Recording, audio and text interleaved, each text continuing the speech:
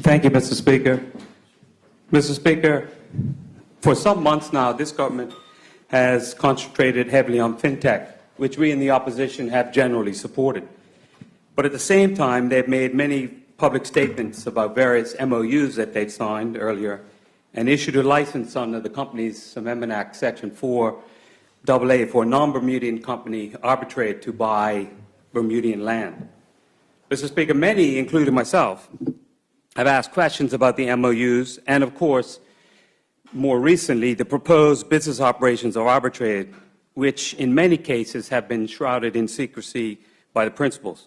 Mr. Speaker, a few questions have been answered to date. As I mentioned earlier today, questions that I asked to the Honourable Premier during the July Premier question period have not been answered, in spite of a commitment of the Premier at that time. So instead, Mr. Speaker, what we see, instead of transparency and accountability in answering these questions, we see continuing attacks on messengers who are asking those questions. 2 weeks ago, the Honourable Member from Constituency 27 castigated me for asking questions, as the Premier did this morning. The Honourable Member from Constituency 29, and I quote his comments during the debate, officials of Arbitrade were listening to the session.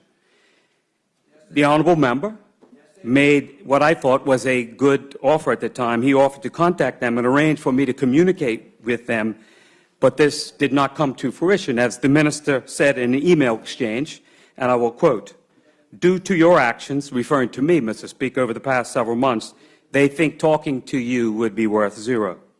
I replied to the Honourable Minister, I want Bermuda to progress, but if someone answers questions, I am left with no option other than to keep asking, doing research, and speaking for the many who reach out on a regular basis to me. The Honourable Member replied in the email, maybe if you did not trash them so much, they would talk to you. I go on with a direct quote, Mr. Speaker, it's okay to ask questions and to research, bro, but it's the insinuations that piss them off and tarnish Bermuda's name. There is a parliamentary process regarding the asking of questions.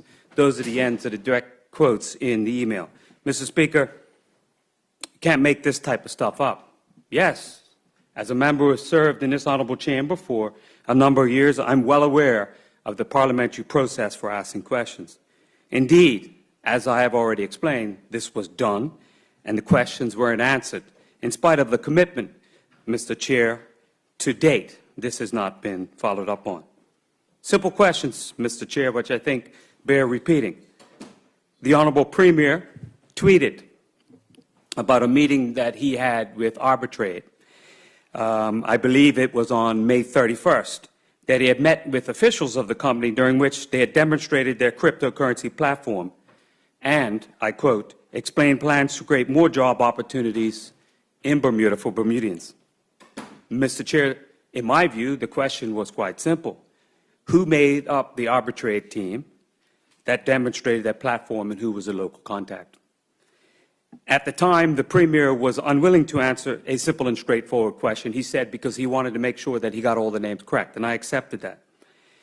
But since that time, it hasn't been followed up. And, Mr. Speaker, I could accept that if there were individuals who'd come to the island, part of a new company trying to set up in Bermuda, you might not remember all their names and you might want to be accurate. But to forget the local rep, I seem to believe that might be some stretch of the imagination. And so those questions are still out there. Now, Mr. Speaker, in regards to asking questions, it is our job as opposition to ask questions, to probe, to review matters, to do research. And I and all of my colleagues will never shy away from that awesome responsibility that we face, in spite of the potential adversity and slander that may come our way. Mr. Chair, the Honourable Member from Constituency 29 said that due to my actions over the past several months, they think talking to me, his quote, would be worth zero. Well, Mr. Chair, when I challenged the Honourable Minister on what actions, or his words, trash me means, he did not reply. And I would hope he would reply tonight, Mr. Speaker.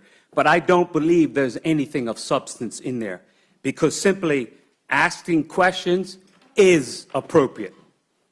And I know when honorable members who sit on that side now used to sit on this side, the questions came at a rapid rate, Mr. Speaker, and they were repeated over and over and over again. So, Mr. Speaker, why would I want to learn more about this company and their plans? Why would I continue to ask questions about this company and their plans?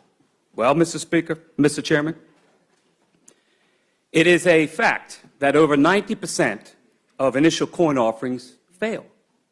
It is also a fact that 80% of them are involved in some kind of scam or fraud. Point of order.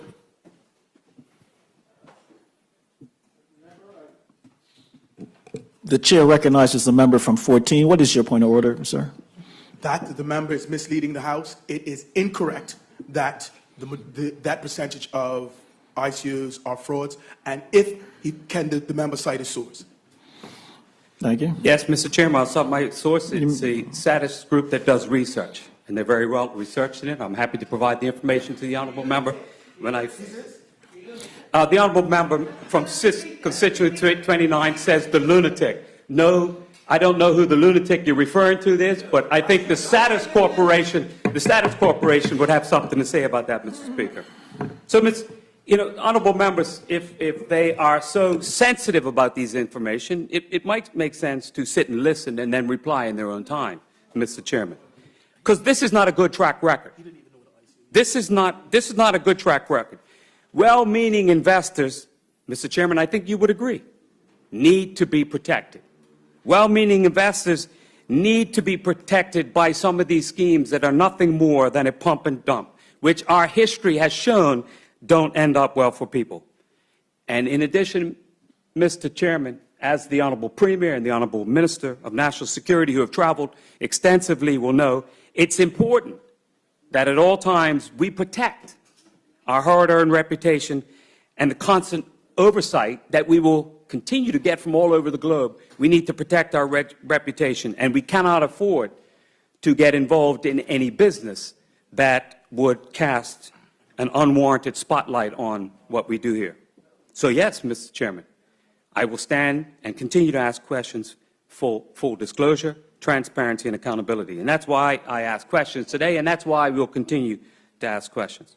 Now, Mr. Speaker, as Premier, I serve with pride with my colleagues, working tirelessly with colleagues, agencies, and individuals promoting Bermuda and defending our reputation all over the world.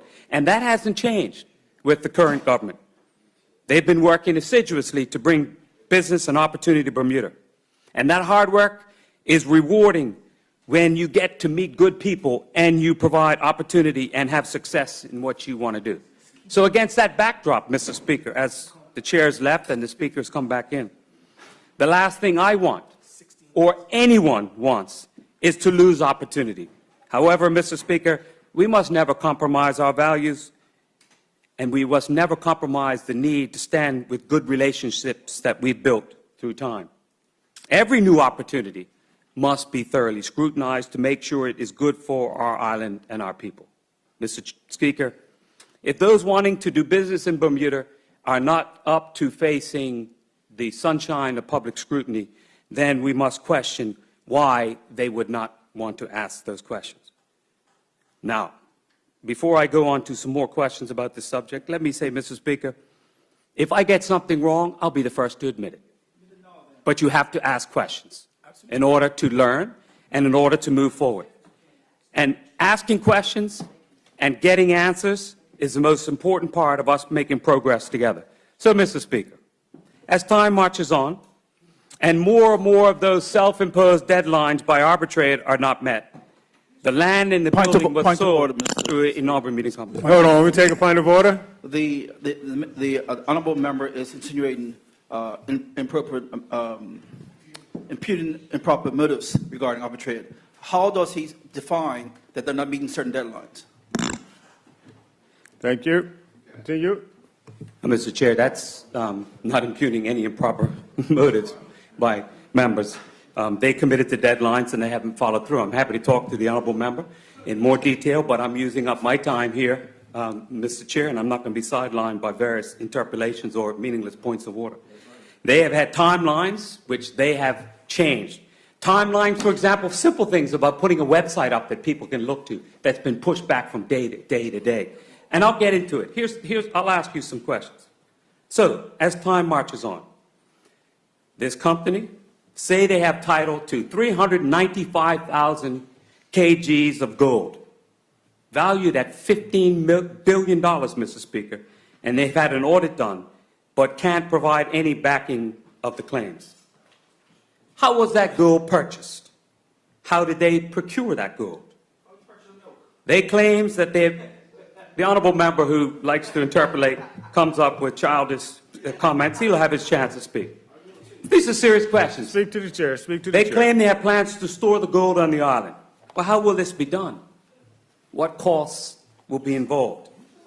They claim an audit of the gold would be done. Members, but where is the audit? members, And I hear honourable members Members, say, well, let the member speak to me, what's and you that got to can do with us? address that later. If somebody's making claims that they have $15 billion worth of gold, they're going to bring it to the island. They just can't bring it in on the next JetBlue that comes in tonight. Point of order, Mr. Speaker. This member is misleading the House. He's leading the House one primary reason, the primary reason that there is a vetting system that they're going through with the Bermuda Monetary Authority, with the FinTech Advisory Committee. That is the process in which they go. This is midstream. They have not finished it. He's misleading the House, saying they have not met timelines when the process is ongoing. And I think a basis of where he started was about questions. So I'm sure there's members over on your side who are very capable of providing the clarity that's needed, and look forward to hearing the clarity. That, Mr. Speaker, And I think the member did say if he's proven to be wrong, he'll accept that he was wrong. So clarity will help to set us straight on this one. Thank you. Yes, Mr. Speaker, I look forward to having some of those questions answered and having some more light shed on this. So, they claim that an audit was done on the gold, and I ask, where's the audit? They claim to investors, Mr. Speaker, that each dignity token is backed by $1 worth of gold. How does the company profit from selling a $1 token, floor price of $1, that is currently priced at just over half a cent each, Mr. Speaker? How does one get title to $15 billion worth of gold, yet there's no news on any of the world gold markets about it? It's not a small quantity of gold. No one went down to Christians and bought this gold. It's $15 billion worth of gold. The Premier stated earlier today in the House and in his statement of October 31st that financial background checks have been done before approval to buy Victoria Hall. Well, I questioned what those financial and background checks and who they were done, and the question remains outstanding that it cannot be answered because of disclosure problems that they would have. But, Mr. Speaker, in looking at the individuals, there are many questions that remain. Now, Mr. Speaker, one of the things that I found interesting about arbitrate, and I'm still willing to talk to the company and have a conversation on, and they say, why would they want to talk to me? To clear up issues. To clear up issues. Members, Now, Mr. Speaker, I'm hitting a nerve because they're all talking. They're coming in the door to talk. Members, let me just take a moment. Let me just take a moment and try and add some light to this. I understand that this is a new path that the government is going on to bring industry into Bermuda. I sit here and say it's like any other new opportunity coming to Bermuda. They have to be vetted, they have to go through the process, and I believe that at this stage they're going through that process. And to be vetted by the proper authorities, to be vetted by the Bermuda Monetary Authority and others. And I expect that that process will get to a point at some point where they say, tick, they can go forward, or tick, they won't go forward. But we can't guess that process until it's completed. Mr. Speaker, and that's fine. But in this place, we can discuss the business, and this is where we ask the questions. So I think that's a fair assessment. And the honourable member over the other side says, well, you know, I seek to destroy it. I already said. You do. I already said. And, you know, here, honourable members interpolating. That's what they want people to believe. No way, Mr. Speaker. Mr. Speaker, and Mr. Speaker, I'm going to get off track here a little bit, because I wasn't going to go there. I wasn't going to say, look what happened when. But, Mr. Speaker, look at the many initiatives that we brought to this House, and when honourable members, I think the honourable member from constituency 29 sat in a seat right here, and he asked questions, and he spread information that I certainly didn't agree with when I sat over there. But we answered that questions. We worked through it. I thought those questioning, the question was unfair. Point of order. The honourable member was misleading the House. I listened very intently when he was referring to me when I sat on that side. And he said I spread information. I can assure that honourable member one thing, that when I was on that side and I spoke, and you know how I act, Mr. Speaker, I bring evidence. I don't get up there and spread information. Anytime I speak to information that I table 99% of the time. Thank you, member. Continue on. Yeah, Mr. Speaker, that was another point of order that had no grounds. The honourable member criticized projects. I'll decide that. In my view, Mr. Chair. In my view, Mr. Chair, Mr. Speaker, sorry, had no grounds because I listened for one initiative after the other that we brought forward that the member tried to shoot down. And, you know, that's fine. That's his responsibility. And so when I come here and ask questions, I shouldn't expect to be treated any differently than we treated them, to listen and answer those questions. If they want to come after me personally, that's fine. I will continue to ask those questions. I will continue to ask those questions, Mr. Speaker. So, Mr. Speaker, I hear all those interpretations, and it must be because they're worried about it so much. But, Mr. Chairman, what seems... Just let the member finish so someone else can get up and speak afterwards. I hear the honourable member says, why am I so worried about arbitrate? And one member says, because I wasn't in on the deal. Trust me, government members, I don't want to be in on a deal. I'm on a deal for a better Bermuda. And if any of you in here on the deal, we need to rat it out. In on a deal. Give me a break, man. I have never been on a deal that's good for Bermuda. No, because when people talk trash across the floor, I'm going to answer it. Talk to the chair. I hope there's no deal. I hope there's no deal. That came from that side, Mr. Chairman. Talk to the chair. Now, Mr. Chair, if the deal is for Bermuda, that's good. That's what I said, Mr. Speaker. Now, the honourable member says hiring Bermudians. Well, Arbitrade appears to be somewhat of a ghost company to me. Because they have a board of directors, but as of yet, we don't know of any substantive employees. Now, honourable members, if they're substantive employees, let's see what they are. The board is upper to middle-aged men that have no crypto experience, which seems strange. You know, the honourable member from constituency number 6 says, I don't have any crypto experience. And Mr. Speaker, no, I take that. I'm not sidetracked. I take that. You know why, Mr. Speaker? Because I'm not sitting on the board of a crypto company. Honourable member from constituency 6. I'm not sitting on the board of a crypto company. Oh, God, this is... Come on.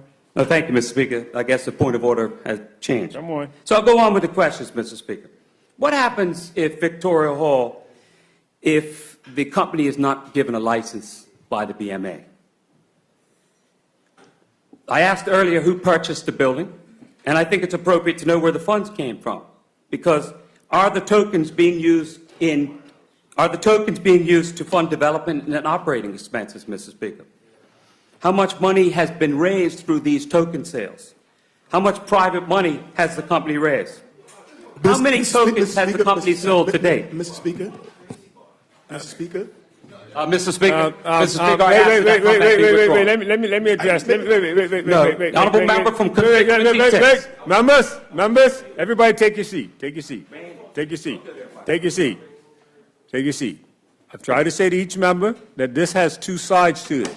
If you let the member finish, the other side who has the information can respond as clear as he put his question out there. However, the moment everyone keeps interrupting, you keep getting it further and further down the line that we're not getting to an end of this.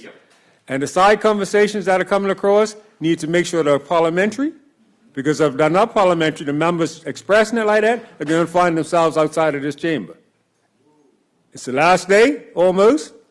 I don't think anyone wants to spend their Christmas season having known they've been put out of this chamber by the Speaker. So I ask all members to respect for the decorum that's supposed to be kept in these chambers.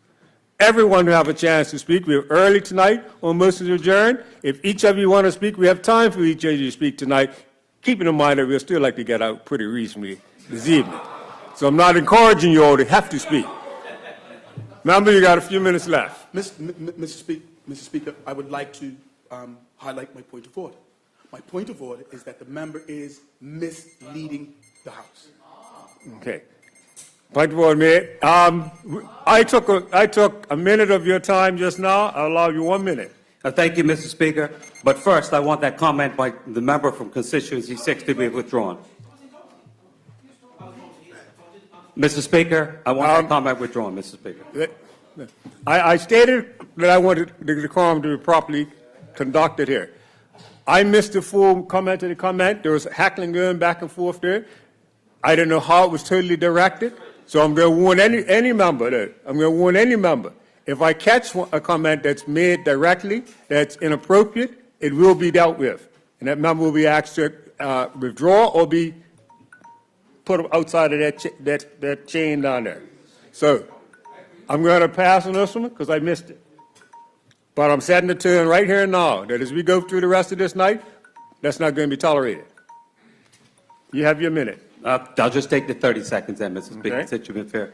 So, Mr. Speaker, I'll wrap up since I've been interrupted. So I'll assure the government that we, like them, wish Bermuda to succeed for opportunity and jobs for all Bermudians. But, Mr. Speaker, while we were in government, we worked hard, we made tough decisions to try to progress Bermuda forward. And while we sit in opposition, we'll continue to ask those tough questions to keep our government focused on what's best for Bermuda. And so if they expect us not to ask questions, not to stand up and probe, they've got another thing coming. Thank you, Mr. Speaker. Thank you, honourable member.